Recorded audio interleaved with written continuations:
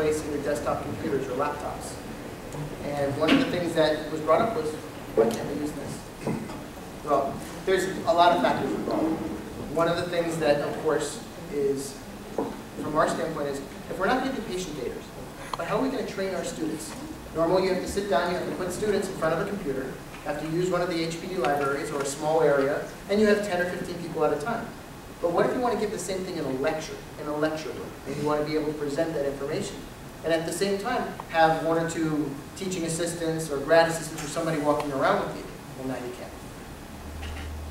Very easily, you can log in with the Citrix receiver, and you can go into the Axiom training or the Citrix training, which is Axiom, or NextGen in the training modules, which doesn't have any patient information on there, and you can give a demo in the classroom. You can walk around and show someone what you want to do. Audio, video, photography, photos, you name it, pretty much anything you want to show. I'll be selfish for a second. Cute kids. So you can show pictures. If you have any photographs, pretty much anything in the mirroring mode that's on the iPad can be shown via the Apple TV. There's very little restrictions. You can stream audio, video. In reality, you could stream a Netflix movie if you wanted to. It's not necessary because the Apple TV actually isn't built into it. There are teaching devices or teaching apps that we've seen out there that work via audio as well.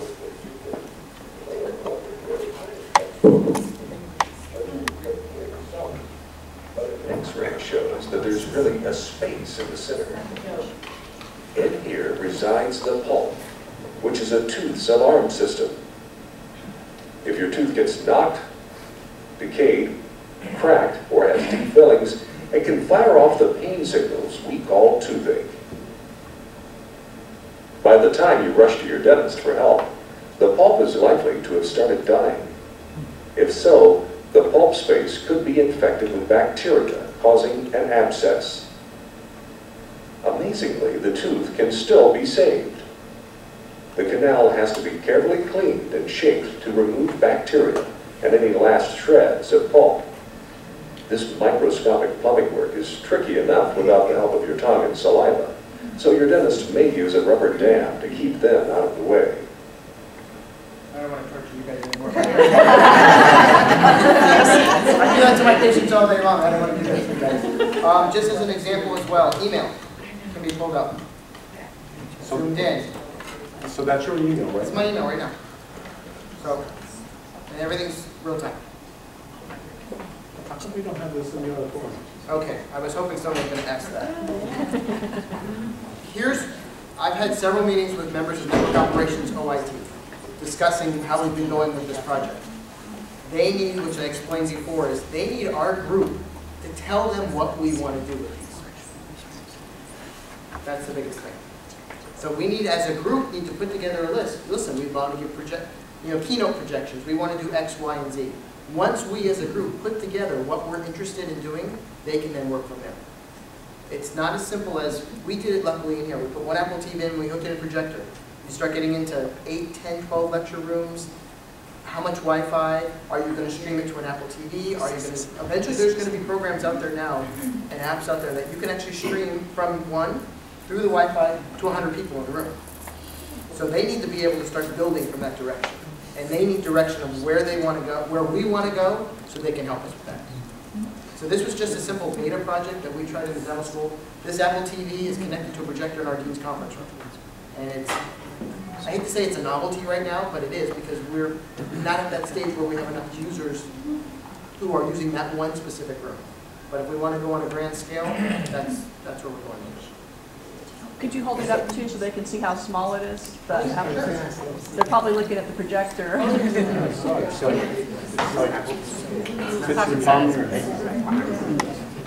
This is it. Just one little box. And just so you know, it has a power cable and the cable to the projector. This is running on Wi-Fi. This is not hardwired into the network. Oh, yeah. Our NSU net. NSU network. In the dental school, can we reach our books that we have in our library Right now, we have a program for it. Yeah, Vital Source. Vital Source, yes. Can we reach them on these? Yes. Oh, You download the Vital Source app. okay, and that's all there is to it? Okay, that's fine. The question was about textbooks. Yeah. And in the dental school, at this current time, we're using Vital Source for our textbooks.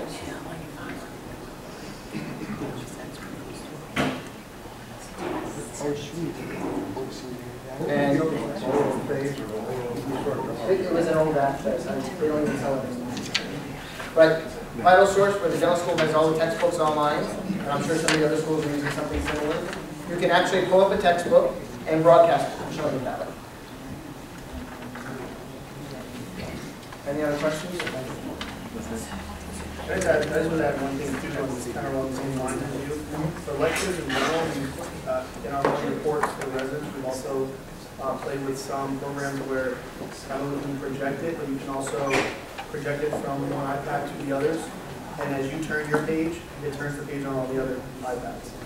So you can kind of move everybody along with you. You can stop, you can interact on it. No, I'm looking at this, you can circle it. Or circle it all the way. So which app are you using for that? I can't remember off the top of my head. Dr. Jones is the one that did it. There's one called IKEA Flight. Okay. I just mentioned it, we were just looking it up. IKEA Flight allows you to download, there's basically a server version and then the user version. There's a max of 15 users at one time. So if there are 5 people here and you wanted to present to these 5, you would all be on the same wireless network and you can all join basically almost like a little teleconference.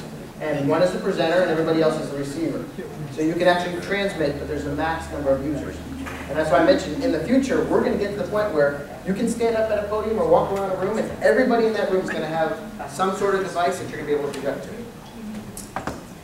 Yeah, I'm sorry to have to cut you off, Joel. A lot of exciting things. As you can see, there's just unlimited possibilities of using the iPads in your instruction and so on. I do want to remind you that the library does have iPads to check out to faculty. Amanda's the person to talk to reserve one. We check them out for a week at a time generally. Do you have Apple's TVs that we can borrow from you? No, we were just talking about purchasing one. I think we probably need to get a couple. Because I have them at home. Yes. You want to bring mine? Yeah, I think that's probably our next step to buy a couple of those. We do check out adapters and so on, so you can plug your iPad right into the computer in an auditorium. It's not the wireless, where you can walk around the room, but you can plug your iPad into the computer itself. So. There's a question here that I would. The question is: do you need one Apple TV for one iPad, or can you have several iPads connected to the same Apple TV? One at a time. So One at a time. So you would need to buy a tablet, an iPad plus an Apple TV. If you don't have an iPad now, then yes. Right. So if there was an Apple TV installed in every auditorium, so whoever came in to present would connect to that particular Apple TV and then be able to present from it. So you can then turn yourself off, like we did before. Dr. Hasty was on, he got off, I connected to it. But you can only have one connection at a time. You just pick it to connect? Yeah, there's a little icon on the new iPad iOS, and it just allows you to automatically connect to it. Okay, we need to move along to our third presenter, Adrienne Lauer from the OT program.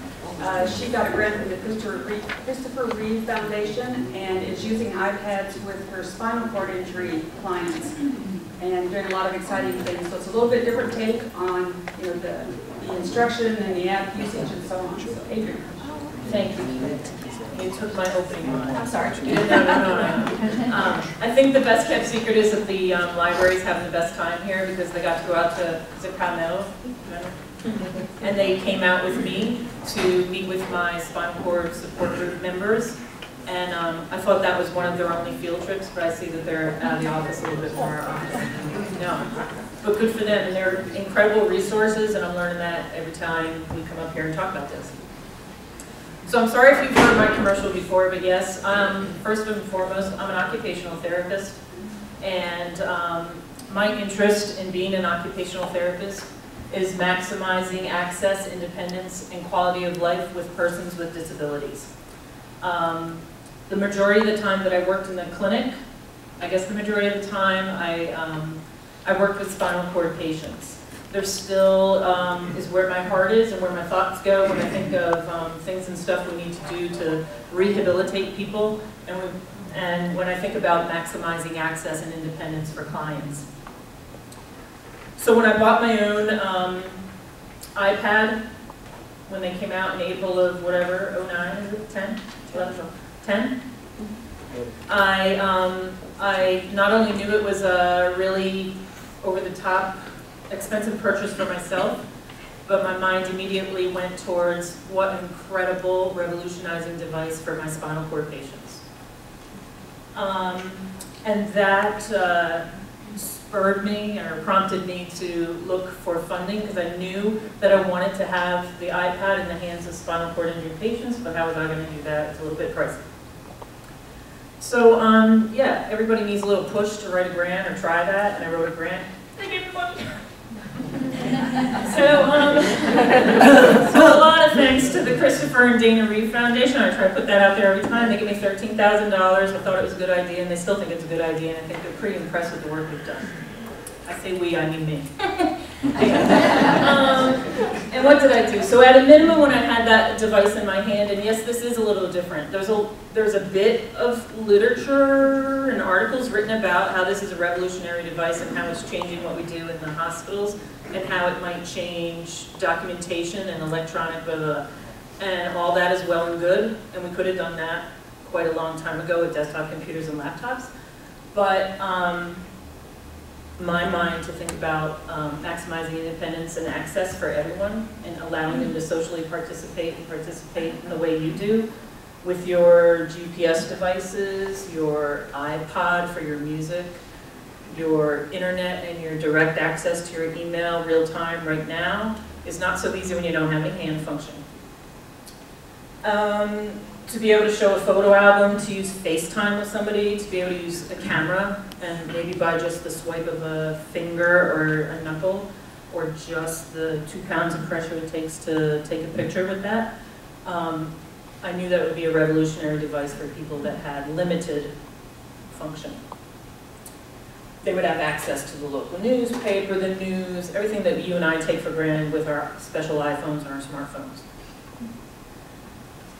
So, and maybe I'll try different devices, but Dr. Hasty, if you're going to keep on doing what you're doing, and this is the Mac Daddy of all little devices, and that's just something I found sold at Target, and I think that's so easy to carry around and teach from, etc. But my mind went straight to this bottom right.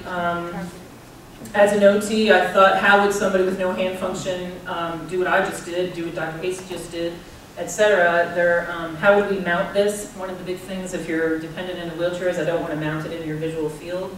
It distracts from the orientation to your environment. Now you can't see what's in front of you, so we really couldn't have them driving around like this. That's nice. That might be where your GPS device needs to be in your car, so you can access things, but where are we going to put this? So that was my idea, to strap it to their thigh, and if they had any hand function or arm function at all, they'd be able to access it. It's always at the ready, you flip it open or you don't. And I could go on. So part of the, or a large part of using the grant money and